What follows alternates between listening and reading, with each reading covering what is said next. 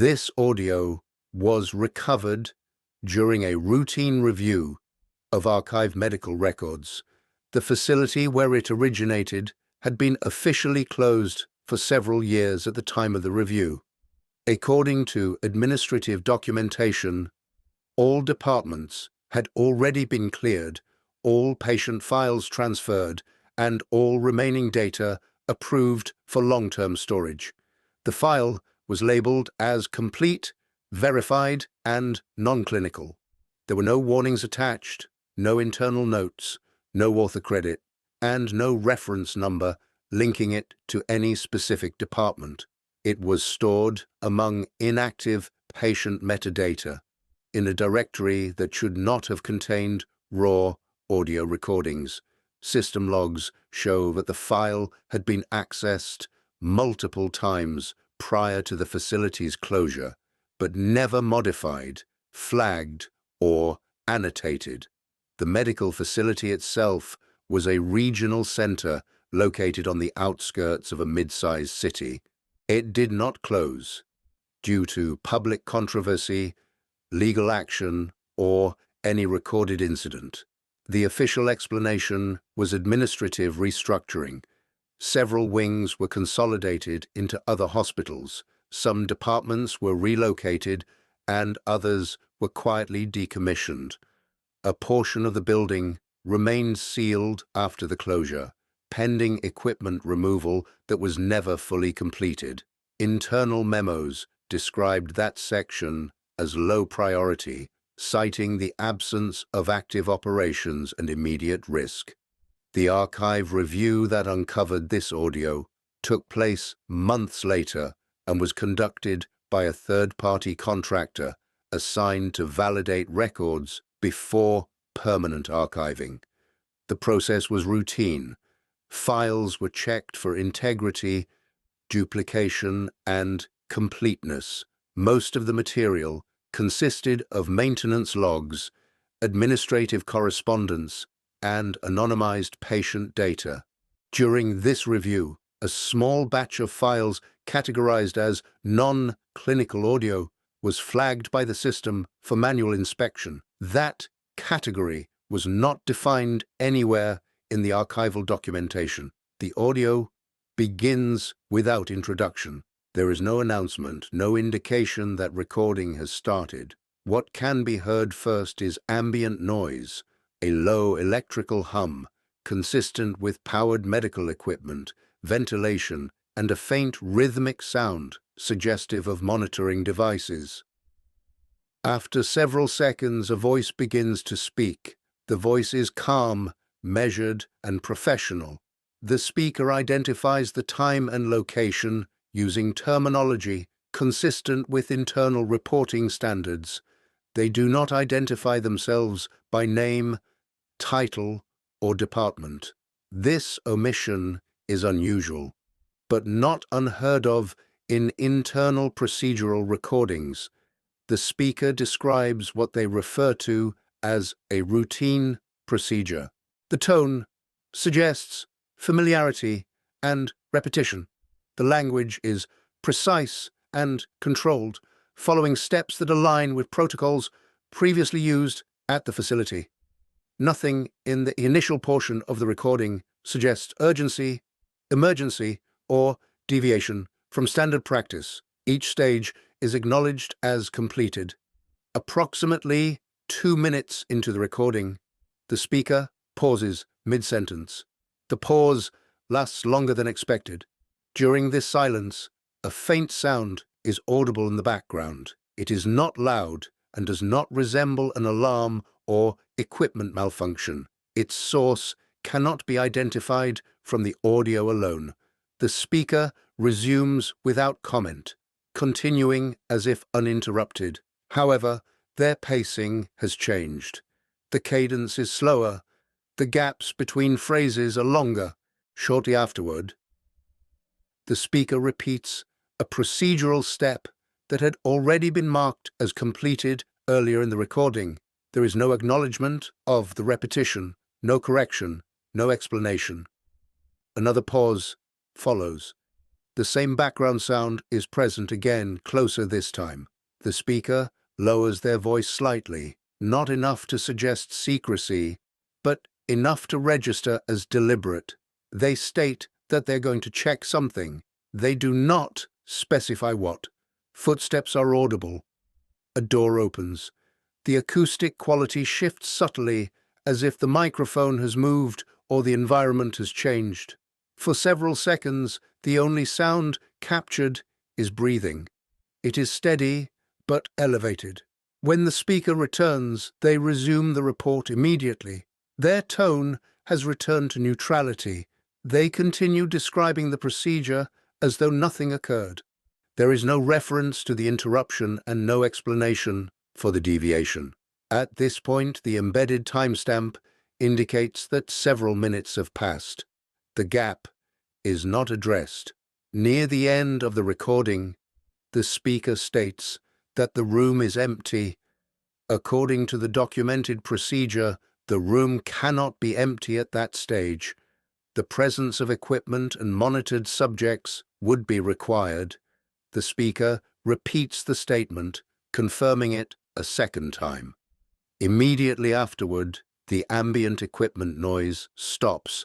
There is no shutdown sequence, no warning tone, and no verbal acknowledgement. The recording continues for 11 seconds in silence. Then it ends abruptly. There's no follow-up file associated with this recording, no incident report, no supplemental documentation. The archive lists the audio as reviewed and verified prior to storage. There is no record of who performed that review. 6 months after the date of the recording, the medical facility was permanently closed. The sealed wing referenced in internal documentation was never reopened. This second audio file was discovered in the same archive as the first, stored under a similar classification and marked as related, though no explicit link was documented. Unlike the previous recording, this file begins with a brief procedural header. The header identifies the procedure by number and references an existing protocol already in use at the facility. The procedure number corresponds directly to the one described in the earlier recording. Based on the timestamp, this audio was recorded several days later. The voice that speaks appears to be the same.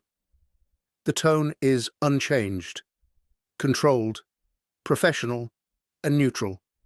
The speaker confirms that preliminary steps have been completed and states that a procedure will proceed according to protocol.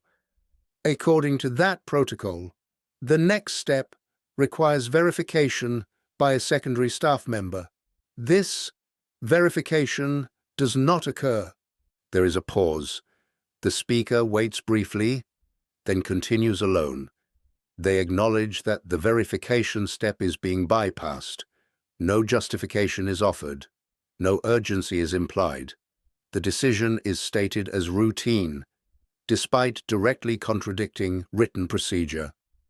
The language used suggests familiarity with deviation, not hesitation. As the recording continues, additional steps are taken out of sequence. Monitoring equipment is activated before environmental controls are confirmed. Parameters are adjusted without verbal confirmation. The speaker references readings that are not audible in the recording and does not repeat them for the log. At one point, they correct themselves, restating a value that differs from the first. The discrepancy is not addressed. Midway through the recording, the speaker notes that the conditions are not consistent with previous sessions. This statement is delivered calmly, without concern or escalation. According to the protocol referenced in the header, such a condition should require immediate suspension of the procedure and notification of supervisory staff. Neither action is taken. A sustained sound becomes audible in the background. It is similar to the sound captured in the earlier recording, but more prolonged. The speaker stops speaking for several seconds. When they resume, they state that the procedure will continue regardless. The phrasing implies precedent, as though this decision has been made before. No reference is made to authorization or review. Later in the recording, the speaker makes an indirect reference to the earlier file, stating that the previous log was incomplete. They do not specify what was missing or why it was incomplete. The statement is not framed as a correction or amendment. From this point forward, the language becomes less formal. Procedural phrasing gives way to observational comments. The final violation occurs near the end of the recording. The speaker initiates the closing sequence without completing the required safety checks. This action directly contradicts multiple sections of the protocol. The equipment is powered down manually. The ambient noise fades unevenly, suggesting an abrupt shutdown rather than a controlled sequence. Before the file ends, the speaker states that the deviation will be noted later. No such note exists in the archive. The recording ends without a formal conclusion, without confirmation of outcome, and without authorization. Like the previous file, it is marked as complete, reviewed, and compliant. The final document associated with these recordings is not an audio file. It is a written memo stored in the same archive, dated several weeks after the second recording. The document contains no signature, no direct recipient list, and no departmental identifier. It is formatted according to internal administrative standards and categorized as a procedural clarification. The memo begins by referencing a routine internal review of materials related to the recently closed facility. It notes that certain records, including audio documentation, were identified that could be misinterpreted if examined without appropriate operational context. The language emphasizes the importance of consistency in archival review and cautions against drawing conclusions based on isolated materials. The memo addresses the procedural deviations noted in the recordings. These deviations are described as minor, temporary adjustments made in response to environmental variables present during the facility's final operational phase. The document states that such adjustments were permissible under discretionary authority granted to on-site personnel. No reference is made to where this authority is defined, nor is any supporting documentation cited. It further states that the absence of secondary verification, supplemental reports, or follow-up documentation should not be considered irregular. According to the memo, certain procedures did not require additional reporting once outcomes were assessed as stable. The criteria used to determine stability are not specified. The memo asserts that no adverse events were recorded during the period in question. The document advises that the recordings should not be reviewed independently. Instead, it recommends that they be understood as representative of standard conditions during the facility's closure process. Any inconsistencies are attributed to transitional protocols that were in the process of being retired. No timeline for this transition is provided, and no revised protocols are attached. Near the end, the memo shifts from explanatory language to instruction. It directs that the recordings be reclassified under a general administrative category and retained without further annotation. It explicitly discourages reopening internal reviews unless required by external inquiry. The wording suggests that further examination would be unnecessary and potentially disruptive. The memo concludes by stating that the closure of the facility rendered many of its internal processes obsolete, and that retrospective evaluation serves no practical purpose. It recommends finalizing the archive in its current state and marking all associated materials as reviewed and compliant. The document ends without a closing remark, approval stamp, or author identification. System logs indicate that following the inclusion of this memo, access to the related recordings decreased significantly.